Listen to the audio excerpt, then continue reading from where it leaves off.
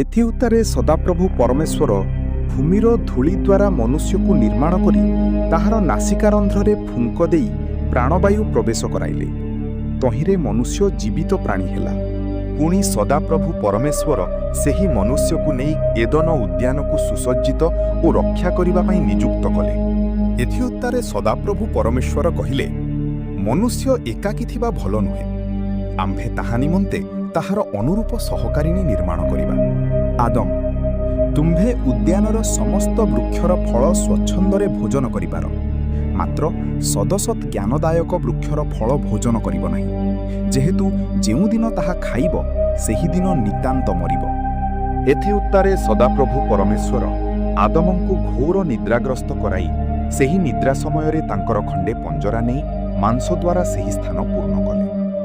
ଆଉ ସଦାପ୍ରଭୁ ପରମେଶ୍ୱର ଆଦମଙ୍କଠାରୁ ଯେଉଁ ପଞ୍ଜରା ଖଣ୍ଡିକ ନେଲେ, ତଦ୍ୱାରା ଏକ ସ୍ତ୍ରୀ ନିର୍ମାଣ କରି ଆଦମଙ୍କ ନିକଟକୁ ଆଣିଲେ। ଆଦମ କହିଲେ, ଏଥର ହେଲା, ଏ ମୁହର ଅସ୍ଥିର ଅସ୍ଥି ଓ ମାଂସର ମାଂସ, ଏହାର ନାମ ନାରୀ, ଯେହେତୁ ଏ ନରଠାରୁ ନୀତ ହୋଇଅଛି। ଆଗୋ ନାରୀ, ଏ କି ସତ୍ୟ?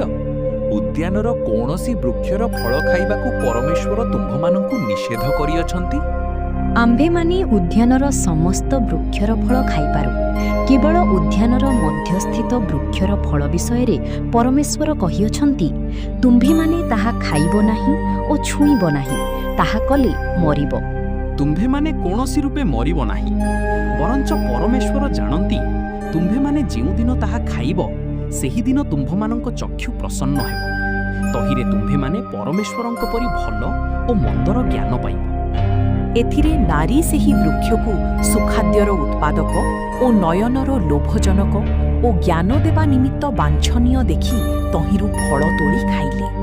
ହେ ମୋହର ସ୍ୱାମୀ, ଏହି ଫଳ ଖାଆନ୍ତୁ, ଏହା ବହୁତ ସ୍ୱାଦ ଅଟେ। ଓଃ ହବା, ଆମ୍ଭେମାନେ ଏହା କ'ଣ କଲୁ? ଆମ୍ଭେମାନେ ନିଜର ଉଲଙ୍ଗତାର ଅନୁଭବ କରିପାରୁଛୁ। ଉଲଙ୍ଗତା ଆବଦ୍ଧ କରିବା ପାଇଁ ଡିମ୍ବିରି ବୃକ୍ଷର ପତ୍ର ସିଂ ଘାଗରା ବନାଇବା। ତହୁଁ ଦିନାବସାନ ସମୟରେ ଉଦ୍ୟାନ ମଧ୍ୟରେ ଗମନାଗମନକାରୀ ସଦାପ୍ରଭୁ ପରମେଶ୍ୱରଙ୍କ ରବ ଶୁଣି ଆଦମ ଓ ତାଙ୍କର ଭାର୍ଯ୍ୟା ସଦାପ୍ରଭୁ ପରମେଶ୍ୱରଙ୍କ ଛାମୁରୁ ଉଦ୍ୟାନସ୍ଥ ବୃକ୍ଷଗଣ ମଧ୍ୟରେ ଲୁଚିଲେ। ଆଦମ, ଆଦମ, ତୁମ୍ଭେ କେଉଁଠାରେ? ମୁଁ ଉଦ୍ୟାନ ମଧ୍ୟରେ ତୁମ୍ଭ ରବ ଶୁଣି ଆପଣା ଉଲଙ୍ଗତା ସକାଶେ ଭୀତ ହୋଇ ଲୁଚିଲି। ତୁମ୍ଭେ ଉଲଙ୍ଗ ଅଛ, ଏହା କିଏ ତୁମ୍ଭକୁ ଜଣାଇଲା? ଆମ୍ଭେ ଯେଉଁ ବୃକ୍ଷର ଫଳ ଖାଇବାକୁ ନିଷେଧ କରିଥିଲୁ, ତାହା କି ତୁମ୍ଭେ ଖାଇଅଛ? ତୁମ୍ଭେ ଯେଉଁ ସ୍ତ୍ରୀଙ୍କୁ ମୋହର ସଙ୍ଗିନୀ ହେବାକୁ ଦେଇଅଛ, ସେ ମୋତେ ସେହି ବୃକ୍ଷର ଫଳ ଦେଲେ, ତହିଁରେ ମୁଁ ଖାଇଲି। ହେ ହବା, ଏ ତୁମ୍ଭେ କ'ଣ କଲ? ସର୍ପ ମୋତେ ଭୁଲାଇଲା, ତହିଁରେ ମୁଁ ଖାଇଲି। ହେ ସର୍ପ, ଏହି କାର୍ଯ୍ୟ କରିବା ହେତୁ ତୁମ୍ଭେ ସମସ୍ତ ଗ୍ରାମ୍ୟ ଓ ବନ୍ୟ ପଶୁଠାରୁ ଅଧିକ ଶାପଗ୍ରସ୍ତ ହେଲ। ତୁମ୍ଭେ ଆପଣା ପେଟ ଦେଇ ଗମନ କରିବ ଓ ଯାବଜୀବନ ଧୂଳି ଖାଇବ।